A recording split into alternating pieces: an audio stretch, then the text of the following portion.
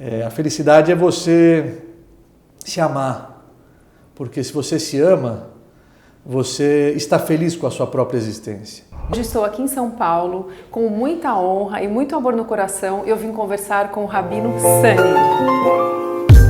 Olá, prazer falar com você, Shirley. Prazer é todo meu. E toda a equipe da IMAIS, Portal de Notícias. De Indaiatuba. Indaiatuba, olha só que honra. Vocês vieram de Indaiatuba só para conversar comigo? É uma honra para nós estarmos aqui conversando com o Rabino. Muito agradecido. Mas aproveita a viagem, depois vai conhecer São Paulo, vai passear. Com certeza. Mas você sabe, Rabino, que os meus sogros viveram a vida toda aqui em Higienópolis. Então, Higienópolis que é um bairro que tem poucos judeus, né? Tem poucos judeus. Então nós passávamos as férias com as crianças, finais de semana, em Higienópolis. Então nós víamos muitos judeus pelo bairro, pelo prédio, mas eu nunca tive a oportunidade nem a honra de conversar? De conversar com nenhum, muito menos um rabino. Então sinta-se à vontade. Bem-vinda ao nosso instituto. Muito obrigada. Então vamos começar pela pergunta básica, Rabino. Certo. O que é a Torá? Torá, até me emociono em falar, porque a Torá é a base, é o documento do povo de Israel.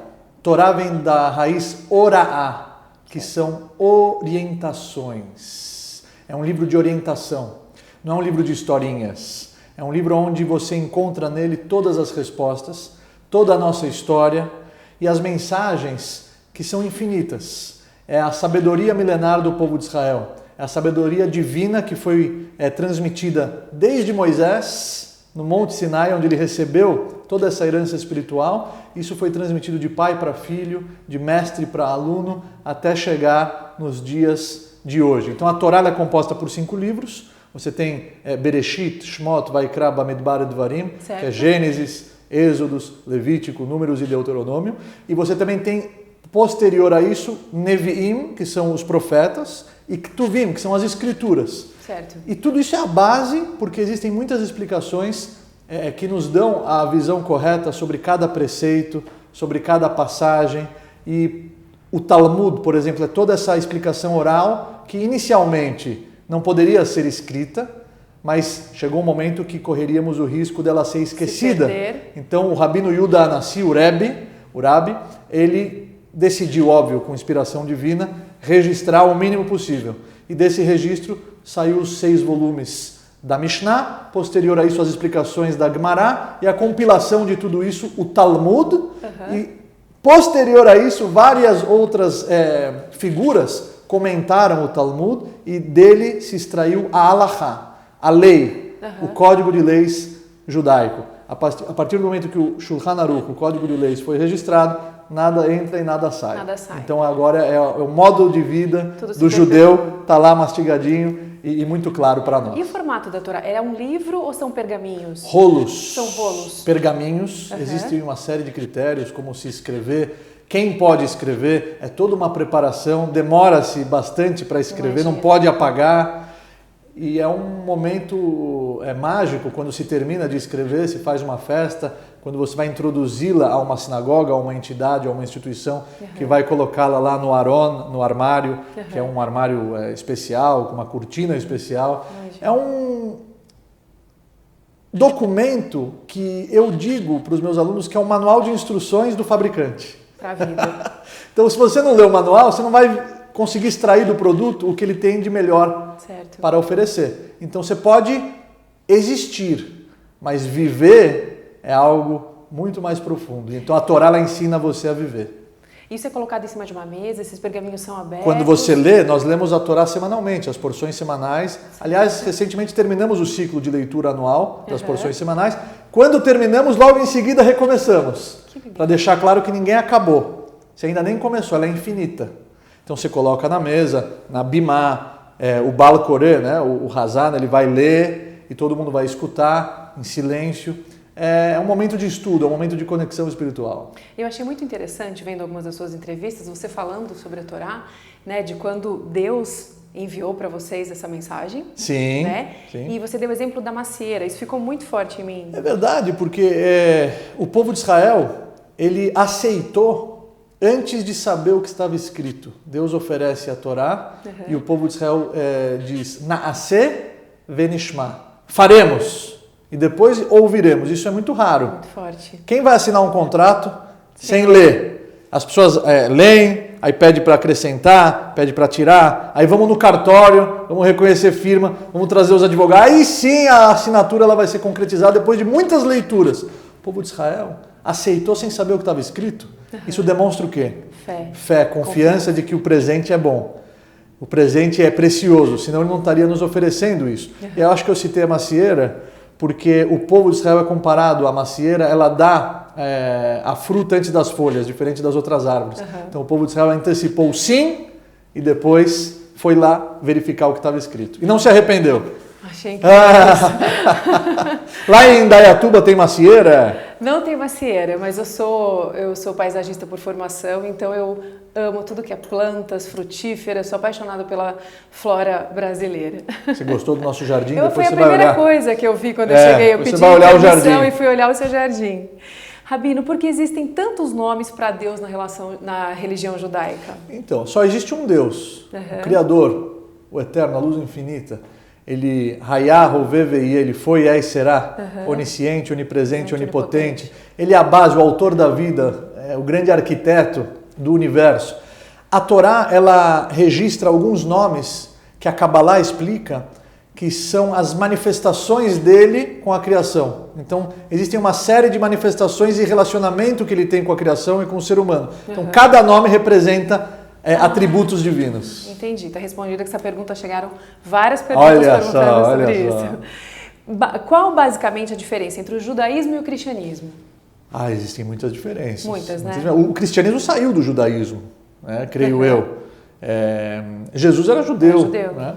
E eles têm uma imagem, eu acho que a principal diferença, eu acho que eles enxergam o Messias na figura de Jesus. Nós ainda estamos aguardando a vinda do Messias. Mas eu posso falar os pontos em comum também. Por favor. Existem vários. Sim. O amor ao próximo. Sim. Recentemente eu estava conversando com um padre e um pastor. Eu assisti. Acho que num podcast. Eu assisti. E eu citei uma frase judaica, que o grande sábio Rabi Akiva, ele falava: a regra principal da Torá é amarás ao próximo como a si mesmo. E eles também citaram passagens dos livros da literatura cristã. Então eu acho que existem mais pontos em comum do que divergências. Eu acho que a gente tem que focar no que existe de similar, a gente tem que focar no que existe de parecido, porque todos nós somos irmãos. Somos irmãos, verdade. Verdade, Rabino. No seu livro tem um capítulo que você fala sobre o Silvio Santos. Conta um pouco pra gente sobre essa história. Você leu o livro? Olha só, ela leu o livro. Esse livro é maravilhoso, nasceu na pandemia. Ele estava na minha cabeça já. Mas ele nasce na pandemia porque eu falei agora, it's now or never, as pessoas precisam de mensagens de vida, esperança, alento. Então a gente registrou e tem um toque de humor também, porque tem tiras em charge de cartoon que são a escada para a mensagem de vida. Eu não me lembro agora o capítulo, acho que é o capítulo 71, que eu falo sobre a origem de Silvio Santos. Cenoura Bravanel, porque ele é judeu. Ele já declarou isso em rede nacional. Várias vezes. É uma figura extraordinária, é um comunicador ímpar, é um ser humano de luz, é um homem humilde e que ama o que faz. Sim. Aliás, esse é o segredo exemplar, né? Do sucesso dele. Ele ama o que ele faz. Eu me encontrei com ele uma vez no SBT e ele gravou o programa 5 horas seguidas, de pé. Na época ele tinha 88 anos, né? Hoje ele já está com 90.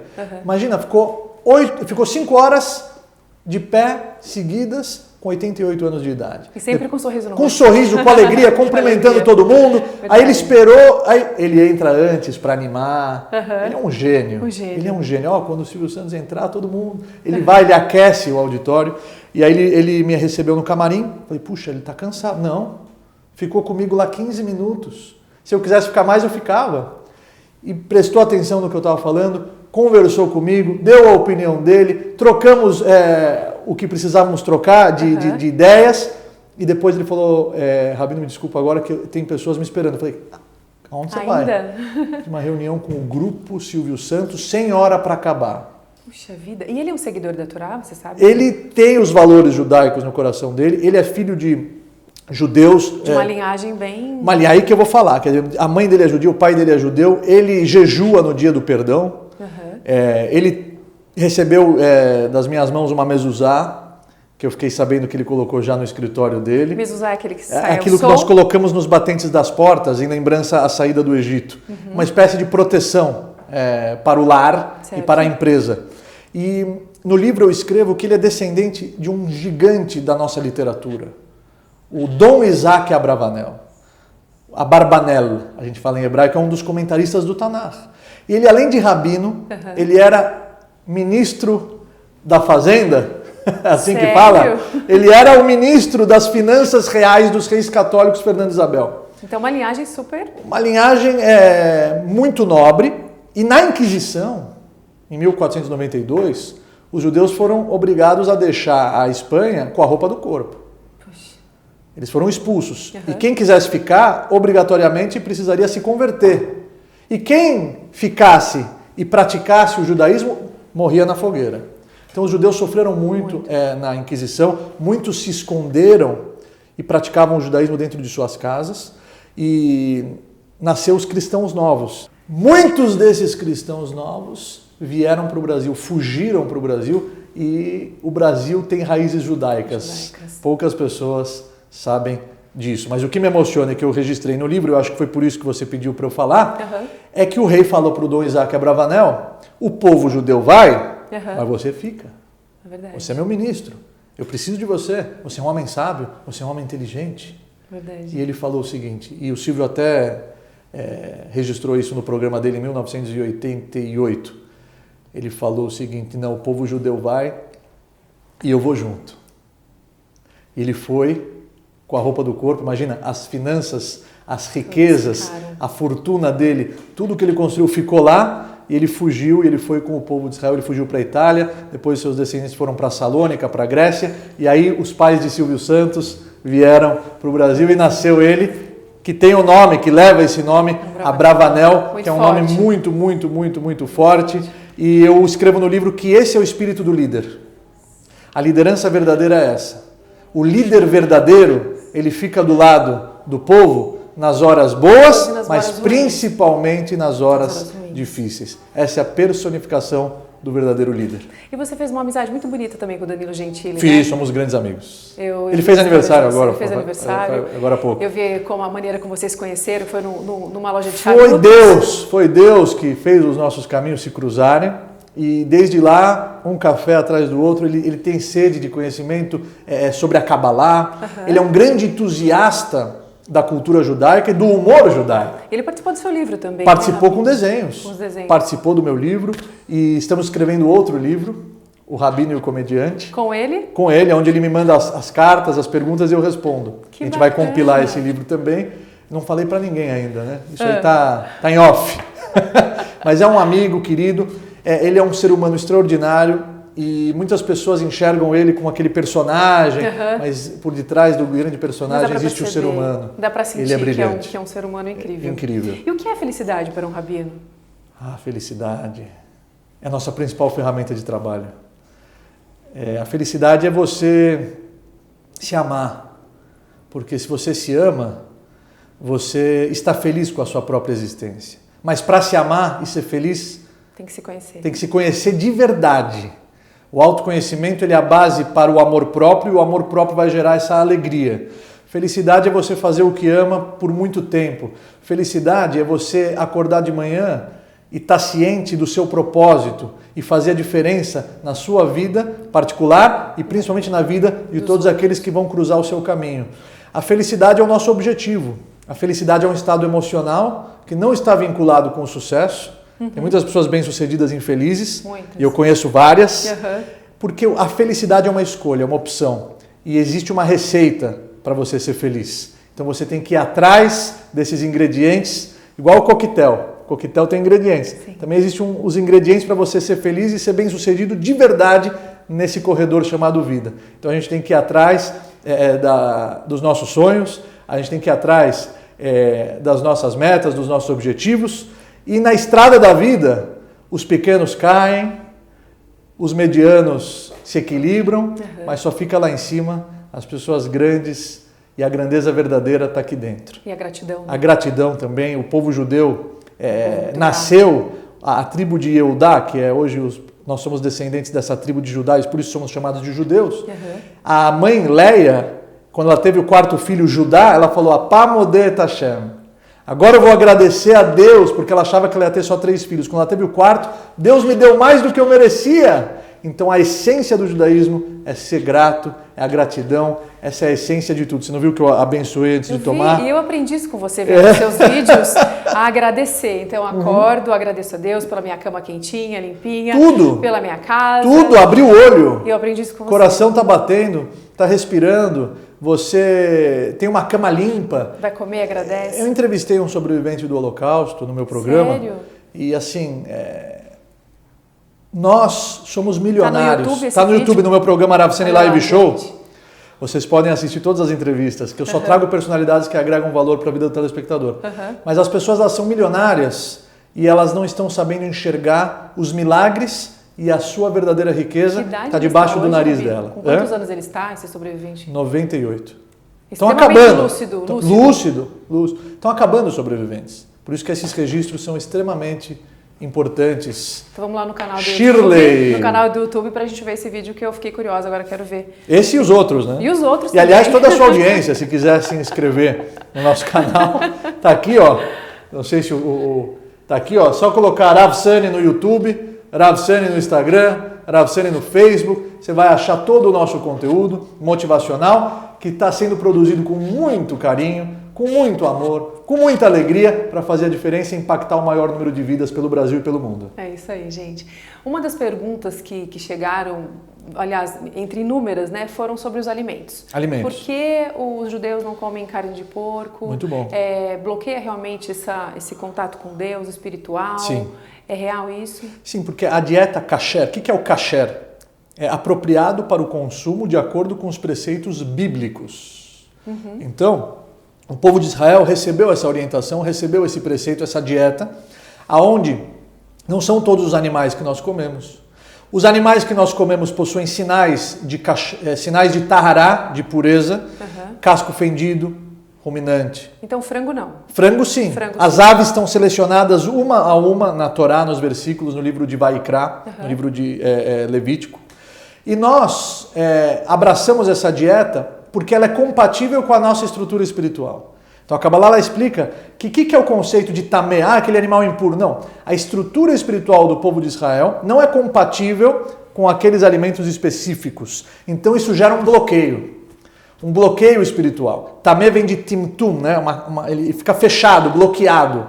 Então é normal muitas pessoas abraçarem o kasher e logo em seguida começarem a sentir mais gosto na reza, começarem a sentir mais prazer nas vivências, nos preceitos. Com carne também. Não misturamos leite e carne, não comemos aves de rapinas. O porco que falam, o porco ele tem casco fendido. Ele mostra para todo mundo, eu sou, mas por dentro não é ruminante. Então ele simboliza a falsidade. Por fora é uma coisa, por dentro é outra. Representa toda a cultura, muito da cultura que a gente vê lá fora, né? Você vende uma coisa, você tenta persuadir a pessoa, mas a essência é o seu próprio umbigo. Você não está preocupado com o bem-estar dela, você está preocupado com você mesmo. Então por dentro ele não é, por fora ele mostra que ele é. Falsidade. E os peixes? Peixes com escamas e barbatanas. Todos os peixes que têm escamas têm barbatanas também, mas os sinais que a Torá escreve é escamas e barbatanas. Então salmão é kasher, outros peixes lá, tem vários, tilápia, tem vários peixes que tem, São Peter, todos os peixes que têm escamas são kasher, são apropriados para o consumo de acordo com os preceitos bíblicos. E a maneira também que o animal é abatido? Sem sofrer. É diferente. O abate, mesmo os animais que têm siman de kashrut, eles têm um abate especial sem sofrimento. Nós extraímos todo o sangue, não comemos o sangue. Existe o processo de melihá, de salgamento da carne. A alma está no sangue, de acordo com a explicação da Torá. Então, tem muitos frigoríficos aí que dão choque nos animais, né? A martelada. A Torá tem um cuidado especial com o sofrimento daquele animal, quer dizer, ele é consumido, é permitido o consumo, mas ele não vai sofrer no abate. Mas como identificar isso? Como saber se aquele animal foi abatido ou não? De tal maneira, tem o selo é o selo que está escrito kasher, ele tem quer dizer, é o certificado de que todo o processo foi acompanhado por um mashgiach, por um supervisor. Tem uma fiscalização. Uma fiscalização. Esse supervisor, ele estudou as leis de kashrut, ele estudou as leis de sheritah, ele estudou as leis de melihá, ele está preparado e apto para acompanhar, dar o carimbo de que é kasher. Nos Estados Unidos, 40% dos consumidores do kasher não são judeus. Puxa, vamos experimentar. Vamos experimentar. Lá em Miami, eu fui dar uma palestra em Miami, e é incrível lá. Se você não come kasher lá, você é antissemita. Porque tudo é kasher. Tudo é kasher. Tudo é kasher. É uma facilidade muito grande. Aqui no Brasil também tem listas de produtos industrializados que não precisam do selo, porque o mashgiach já foi na fábrica, já verificou, já certificou que não tem nenhum problema.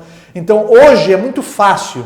Houve épocas em que para você comer kasher, você precisava ser muito idealista e sabe, comer frutas, o leite para ser kasher você precisava ir até a fazenda para verificar a ordenha da vaca, e aí era uma vivência que os nossos avós contam para nós. Hoje o mundo está fácil, facilmente no supermercado. Está tudo muito fácil, é só agachar que os diamantes estão no chão para serem recolhidos. Rabino, por favor, explica um pouquinho para a gente sobre o uso do kippá. O kippá, muitas pessoas acham que é um preceito, mas não é. Não é? É um costume que foi abraçado pelo povo de Israel de tal forma, com tanto amor e carinho, que hoje praticamente é uma obrigação. A kippá, ela simboliza que existe uma força maior acima do seu cérebro. A kippá é um sinal de humildade e respeito de que Deus está acima de tudo e de todos. Então, quando eu estou com a kippá, eu jamais vou me esquecer. Eu vou possuir essa conscientização. Isso influencia diretamente nos meus hábitos e nas minhas atitudes. Então, a kippá, ela simboliza isso. Tá explicado, gente. Eu passaria horas e horas aqui conversando com o Rabino. Foi um prazer. Prazer é nosso. Uma honra. Parabéns pela grande. IMAIS, muito obrigada. Portal de notícias. Isso, de parabéns Indaiatuba. pelo seu trabalho. Parabéns para a cidade de Indaiatuba. Muito parabéns obrigada. para todas as caravanas. Que vocês possam crescer cada vez mais. Amém. Que vocês possam influenciar positivamente com o jornalismo autêntico, original e verdadeiro. Amém. O maior número de pessoas. Amém. Brachá ve'atzlachá. Muita bênção e sucesso para todos vocês. Muito Sorria obrigada. com alegria. Obrigada, Rabino. Obrigado, querido.